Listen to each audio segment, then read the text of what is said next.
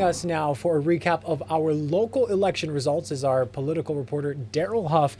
Daryl, right off the bat, we know there were some big races we were keeping an eye on, including the mayor for Hawaii Island. Tell us what happened there. Well, the big story of the night, obviously, was that Mayor Mitch Roth, who's been mayor on the Big Island for 4 years, was unelected, and Kimo Alameda, a healthcare executive, community activist, was elected by about 5,000 votes. So it wasn't particularly close. Alameda ran a good campaign. He also had a lot of union endorsements.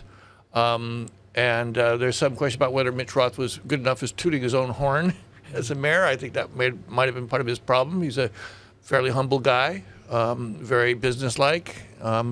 And it'll be interesting to see what happens next. The Big Island is known for turning over its mayors pretty regularly.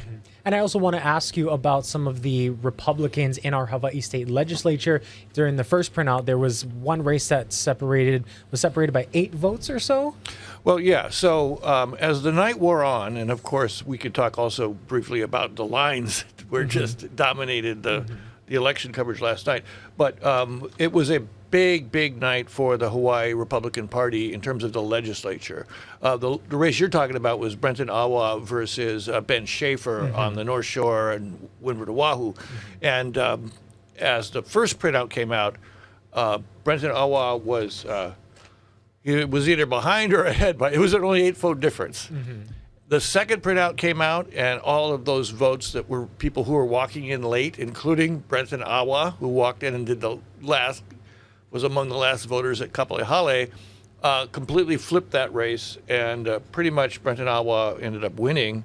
I don't have the number right in front of me, but by a few hundred votes, several hundred votes. Elsewhere, we also saw a Republican pick up in the state Senate because Samantha DeCourt beat former state representative Cedric Gates in a Senate seat on the West Oahu. West Oahu, Kapolei, and Ewa have become the new Republican bastion in Hawaii. It used to be Hawaii Kai, Kailua, West Hawaii, Maui, Central Maui. Now it is the working class neighborhoods of Oahu, Ewa, Kapolei, West Oahu. And I talked with political expert Colin Moore today, who said that's reflective of the entire nation. The working class has become the center of the Republican Party. And also the race with Elijah Pierik and Roth. Right. That one, at the last check, that was only a 70-vote margin. So that race could still flip.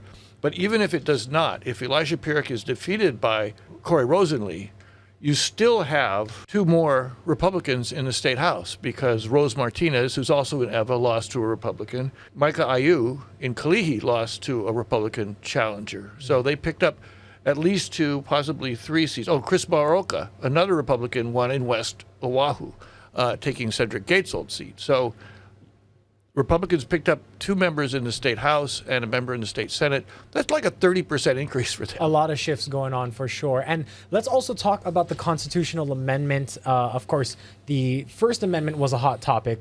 Tell us about that one. Kind of hot topic. I think that what you saw was it wasn't overwhelmingly supported, but it got a majority of vote, and that would help protect same-sex marriage in Hawaii by removing the legislature's ability to reserve marriage to opposite-sex couples.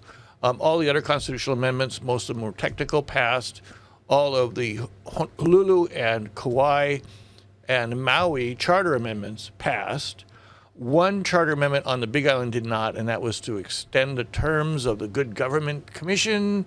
So pretty much people went along with it. Donald Trump did not get any more votes this year than he did in the past. So we didn't see any shift to the Republican Party in Hawaii. Got it. Well, our Daryl Huff keeping an eye on all our local races. Daryl, thank you so much for your insight. My pleasure, Dylan. Thanks. And here